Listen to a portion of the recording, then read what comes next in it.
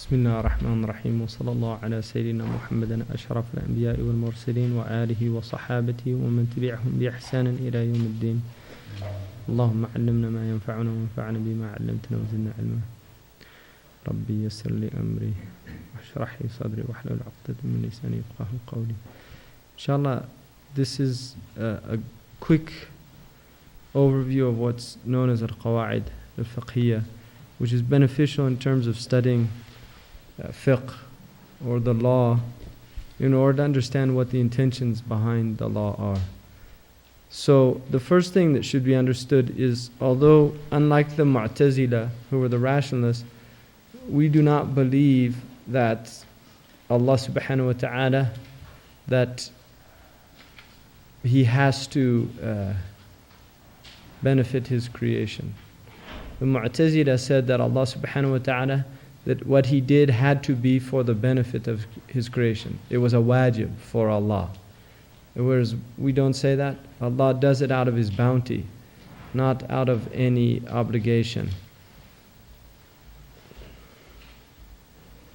So the first thing to know is that the Sharia and the Usuliyun, or the people of these roots, say that all of the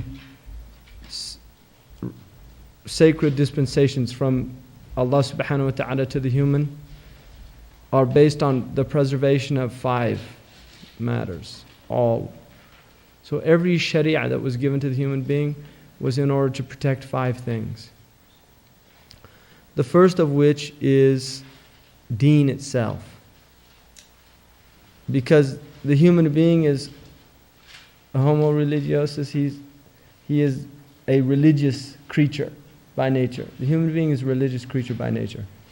Human beings will act out ritual in every culture. This is something anthropologists recognize. Anybody who studies human societies recognize that every society has rituals. Yet, are those rituals from the human being himself, or are they derived from revelation? This is the difference between the Muslim and the rest of societies. And I'm saying Muslim here in the ideal sense, because many Muslims around the world have fallen into ritual that is not from Allah, and Allah gave them no authority to do that. Many, many examples we could use from the Muslim world for those things. Now, some of them would go under what's known as urf, or customary practice. But others are clearly against the teaching of Islam. For instance, the female giving a dowry in a wedding. You will find that in some Muslim countries where the female is forced to give a dowry because of previous religious traditions that were strong in those cultures. And yet that is against Islam. So that's an example of tradition becoming part of a Jahilia, or an ignorance within the culture.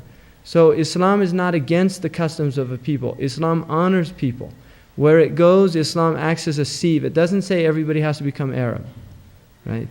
Like, for instance, when I happen to be wearing a Moroccan dress, I'm not a Moroccan. I don't have to wear this dress. There's nothing in my deen that tells me I have to wear this dress. Right? Nothing. There's nothing in my deen that says I have to wear a turban. Now, this is not even Sunnah dress, really. This robe, the type they wear in North Africa, is not from the Sunnah. The turban is Sunnah of adat. And some say Sunnah of fada'il, that it's a virtuous thing, because it's virtuous to bury a person with a turban. So many of the scholars have said it is a Sunnah of fada'il, because there are weak hadiths that indicate that it's a good thing to wear a turban. But there's nothing in Sharia that in order to be a Muslim you have to wear a turban. And if you don't wear a turban, you're not a good Muslim. Nothing says that. It's encouraged to cover the head. It's mandub to cover the head. It's a good thing for men to cover their head. So there are adat, or characteristics and qualities within cultures. When Islam comes to a culture, it shakes things up like a sieve, min khal. And it will separate what is good from the culture and what is bad. And this is why, if you travel across the Muslim world, Muslims aren't all eating Arab food. Right? The Arabs have peculiar foods, and even within Arab cultures there are differences. So if you go to the Arabian Peninsula, they don't eat like the Assyrians. They don't eat like the Yemenis. They don't eat like the North Africans. If you go to Indonesia, they eat different food. If you go to China, Chinese Muslims eat Chinese food. So these are just qualities and characteristics of culture that Islam leaves within the realm of mubah, within the realm of norm, within the realm of custom. But when the culture has a custom that goes against the teachings of Islam, then it is incumbent upon the people within that culture, when they embrace Islam, to relinquish those things and to abandon them. That's what the Muslim is commanded to do, to leave Jahiliyyah, to leave the ignorance of the previous life. So when we do that, what we're doing is we're submitting to a teaching. And what we are saying, and this is the power of religion over the mind of the human creature. Because when a human being embraces a religion, what they are doing is they're recognizing there is truth outside of my experience. I recognize that truth and I'm submitting to that truth. And so a person who fully surrenders to Allah subhanahu wa ta'ala is willing at that point to abandon his previous or her previous worldview for the truth. And that's an amazing thing. And people have done it. Historically, people have done that. The human being can do that. If you look at when Islam moved to Africa, see, Islam civilized Africa in the same way that Christianity civilized Europe to a certain degree. Every culture is based on a book. It is the book that civilizes people. It is the book that brings consciousness to people. It is the book that humanizes people. And every culture has a book. And the book of Islam is the Quran. The book of the Muslim peoples is the Quran. So when the Muslims went to Africa, they went into cultures that had many, many Jahiliyyah practices. And they abandoned those practices for the truth of Islam. But then the practices re-emerge. And this is an interesting phenomenon because we have to ask, where is this re-emergence from? Where is it coming from? To give you an example, I don't know how many people know about Burning Man. Anybody here know about Burning Man? Burning Man is a phenomenon in California that started, I think, about 10 or 15 years ago, where a man who had lovelorn troubles, he'd lost his girlfriend or something, and somebody told him, we should do something to get your mind off this. So they decided to build a 40-foot man of wood and burn him. Like, whatever gets you through the night, right? So they did this, and they took this huge wood man to a beach in San Francisco, and they reassembled it. And there was this huge man, and then they put gas and lit it on fire. And suddenly everybody on the beach came, and it happened to be the time of the solstice. All these people came onto the beach and they recognized something amazing is happening here. In fact, one woman actually put her hand into the fire and got severely burnt, touching this burning man. And this became a ritual that was repeated now every year. The last one that was, I think, is somewhere near Barstow or something. There were over 20,000 people there. And it's like a Dionysian. It's become like this cult, Dionysian cult. In New Mexico, it's the Zobra. Zobra, all these types. It's the Dionysian cult. They go and they dance naked, and it's a very, very strange thing. But the Burning Man is Wicker Man. You see, the pagans in Europe used to do this same thing. Build this huge man from wicker and fill it with offerings to their pagan gods and burn them. It was a ritual they did around the solstice.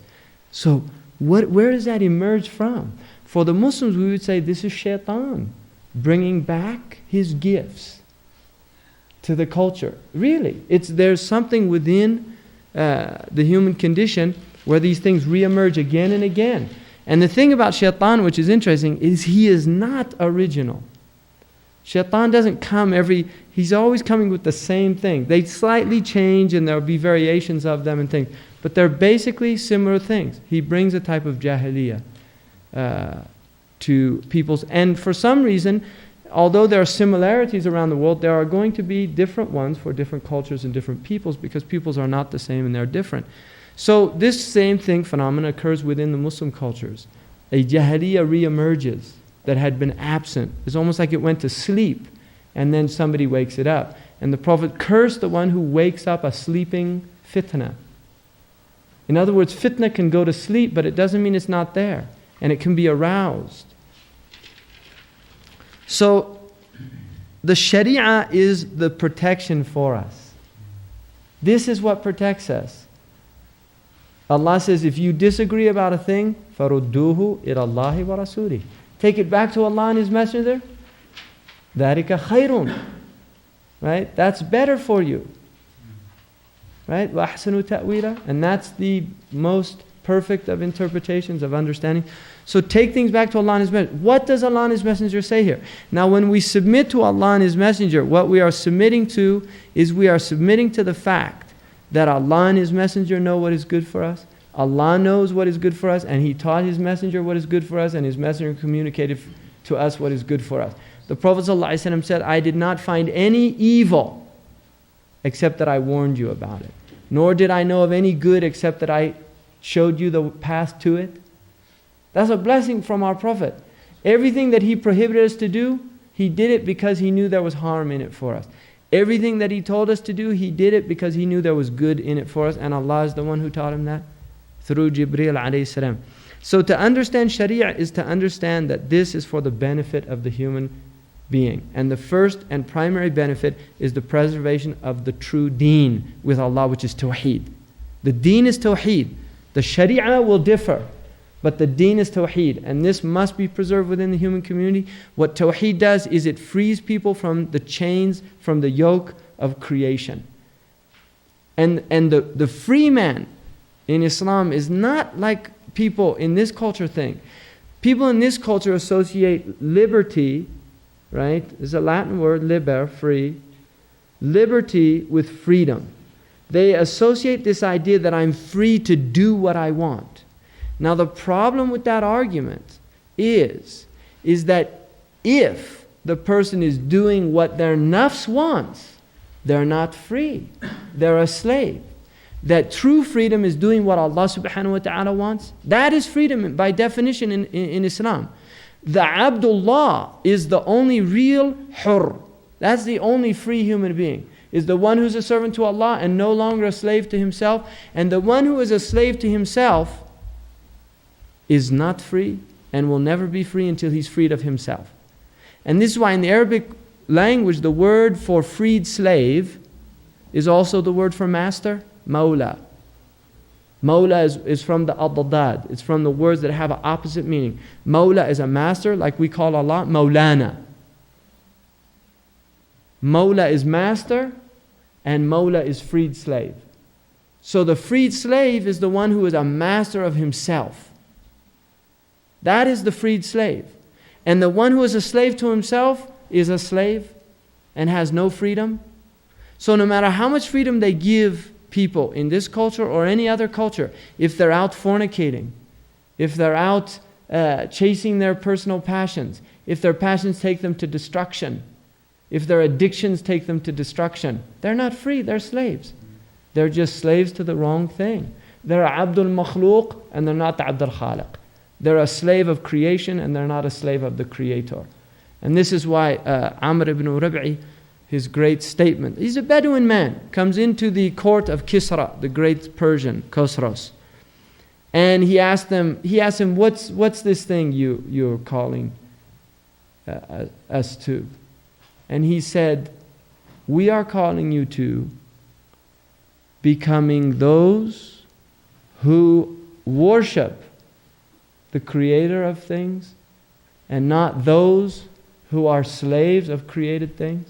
We are coming to free you from the slavery of things to the slavery of the Creator of things. And that's real freedom. And that's what Islam came to offer to the human condition. If you accept that, and understand that, then deen is the first thing and the tawheed is the most important thing, because once you understand that Allah is the only one who can harm you, Allah is the only one that can benefit you, then you're freed of superstitions. Look at the superstitions in cultures. They're everywhere, rife. Cultures are rife with superstition. This country is filled with superstition.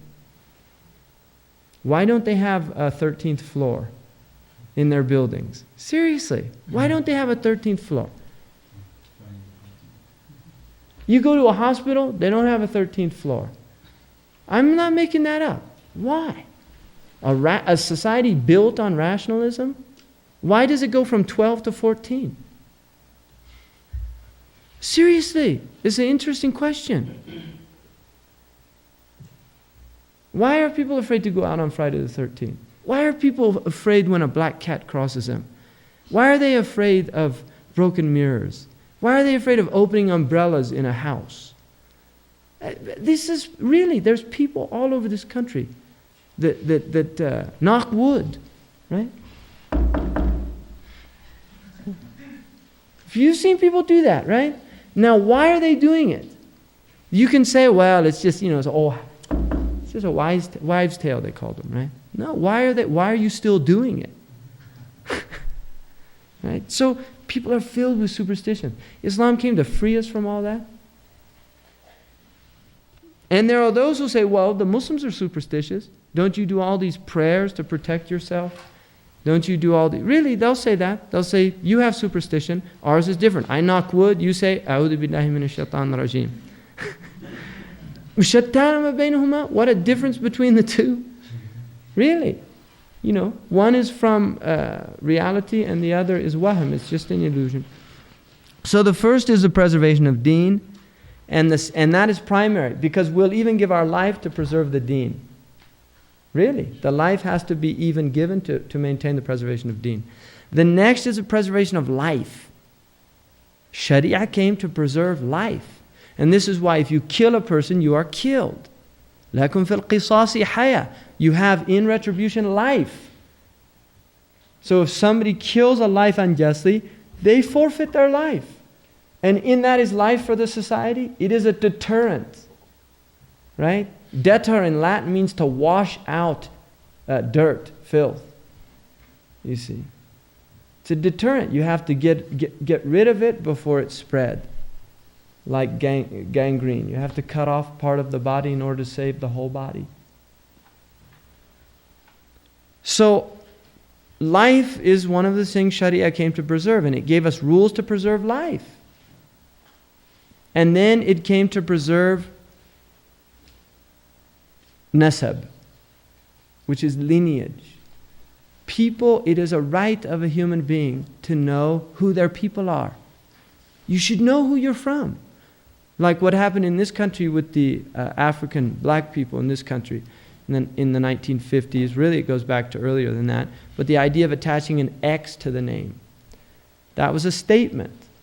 This is what the nationalist movement was making. What they were saying is X is the mathematical symbol for the unknown. And what we're doing is rejecting our slave name, like Washington. See, a black man whose name is Washington, he didn't come over on the Mayflower, right? He didn't come over on the Mayflower. Why does he have a nice Anglo-Saxon name? Because that was a name that was just given to him, right? Some of the blacks, when they were freed, they literally just gave them the names. Washington, Jefferson, Carver, Smith, like that, just names.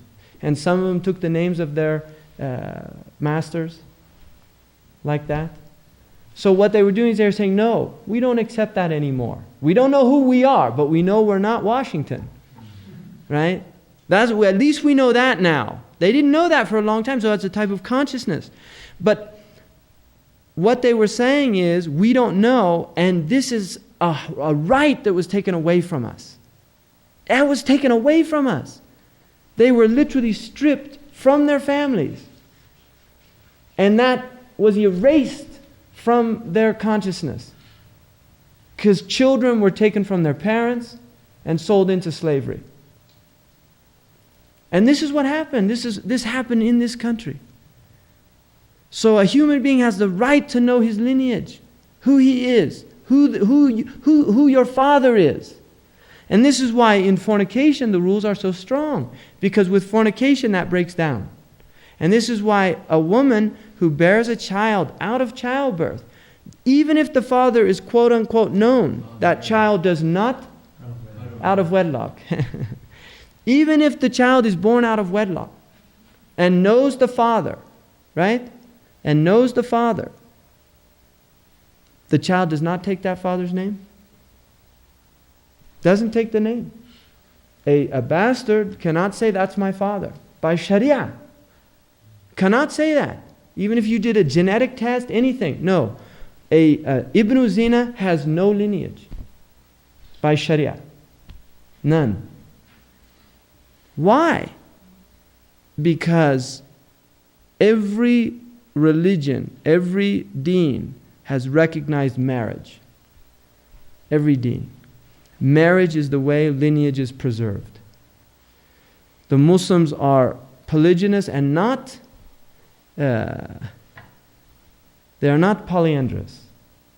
Because a woman will not know if she takes more than one husband, who is the father of the child. And you can't say, oh, well, we could do a DNA test. 80% of the world doesn't have telephones. Right? You know, DNA tests aren't cheap. They cost a lot of money. Right? 80% of the world doesn't have telephones. So don't use this, the people of Bayan, they say, الشاذ يحفظ ولا يقاس عليه. The anomaly is something you keep in mind, but you don't use it as a standard to measure things. So, and Islam permits polygyny because the lineage can be preserved. If there's one progenitor, a woman will know, if she guards her private parts, she will know who is the father of her husband, who is the father of her child. And the child has a right. Now, if a man has an amma, which is a bondswoman, and the bondswoman only becomes impregnated, she becomes walad. Just by becoming impregnated, by missing a period, she's walad. If the child is born, the child is the legal son or the legal daughter of that man by Sharia. There are no bastard children in Islam. Islam came to eliminate that. You see? And one of the things the Prophet ﷺ said, if a culture, if fornication becomes prevalent in a culture, then prepare yourselves for the wrath of Allah. You see? And the wrath is in those children because they're filled with rage. And look at we've now reaching 50% in this country. Children born out of wedlock, we're reaching 50% or past. And look at all the crimes. Look at all the violence. There's rage. If you go into the prisons in this country and ask these men, they don't have fathers. They didn't have fathers. They don't even know who their fathers were. That is oppression. That's unjust. You can't do that to a human being. They have the right to know who their father is.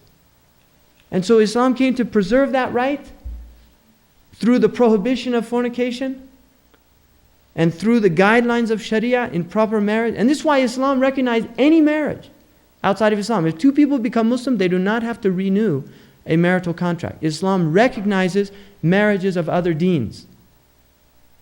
You see, it's as long as it is a marriage that is recognized by the custom of a people. But two people living together with no responsibilities, Islam rejects that completely. And people forget that in 1968, it was major news in this country that a woman on the East Coast was kicked out of her university because she was living in sin. 1968, kicked out of a university because she was living in sin. People forget how quickly morals have changed in this culture. There was an article in News and World Report about fornication, premarital sex. And what they were saying was even conservatives won't condemn adult consensual premarital sex. They'll condemn teenage sex, but they will not condemn consenting adults, because everybody's doing it, the article said. Well, why should the teenagers not do it if that's their example? You see? Why? And everything in this culture is saying have fun, enjoy yourself. The media is showing it, promoting fornication. Most of the television sitcoms and the films, They don't have relationships. Marriages are usually dull and boring on television, uninteresting. It's soap operas. What's exciting is illicit relations. Really? This is what they're seeing, and this is what they're being conditioned to believe.